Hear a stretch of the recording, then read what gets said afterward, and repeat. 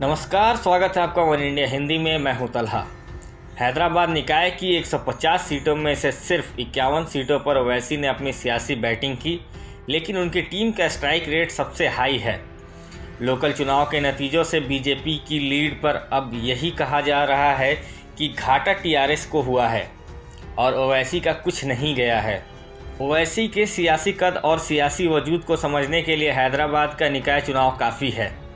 सिर्फ 51 सीटों पर ही चुनाव लड़ा, लेकिन ओवैसी का स्ट्राइक रेट वोटरों पर उनकी मजबूत पकड़ का सबसे बड़ा सबूत है। ओवैसी की पार्टी 51 सीटों पर चुनाव लड़ी और 44 सीटों पर जीत दर्ज की, यानी स्ट्राइक रेट 86% का रहा। वहीं बिहार विधानसभा में धमाकेदार प्रदर्शन के ठीक बाद ओवैसी ने अपने राजनीतिक प्लान का ऐलान करते हुए बंगाल तक पर अपने पैर जमाने की बात कही थी। लेकिन बंगाल में बड़े और कड़े इम्तिहान से पहले ओवैसी को हैदराबाद चुनाव में अपनी ताकत दिखानी थी, क्योंकि हैदराबाद ही ओवैसी और उनकी पार्टी के शून्य से अब तक के सफ़र का गवाह रहा है।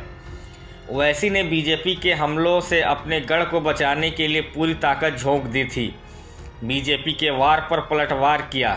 बीजेपी के भारी चुनाव प्रचार के बावजूद ओवैसी को कोई नुकसान नहीं हुआ। चुनावी नतीजों के बाद ओवैसी ने प्रेस कॉन्फ्रेंस करके आगे का रोड मैप भी बताया। ओवैसी ने कहा कि आज रिजल्ट आ गया है, हम आगे की बात करेंगे, और उन्होंने केसीआर की तारीफ भी की। इशारे में ओवैसी ने सिग्नल दे दिया कि केसीआर के साथ गठबंधन का रास्ता खुला हुआ है, यानी किंग मेकर ओवैसी ही होंगे। हैदराबाद चुनाव के नतीजों के बाद ओवैसी ने आगे की पूरी रणनीति समझाई। जिस भाग्यनगर के भरोसे बीजेपी हैदराबाद में अपना भाग्य खोज रही थी, उसी भाग्यनगर के दांव पर ओवैसी ने योगी को सीधा जवाब दिया था।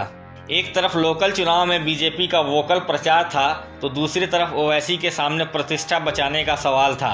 ओवैसी ने रणनीति बनाई, फोकस होकर चुनाव लड़ा, हिंदू और दलित उम्मीदवार उतारे, मुस्लिम वोट को एकजुट रखा, भड़काऊ प्रचार से परहेज किया, डोर टू डोर प्रचार किया, भाग्यनगर को चुनावी मुद्दा बनाया और ये साबित कर दिया कि वो हैदराबाद के किंग मेकर हैं।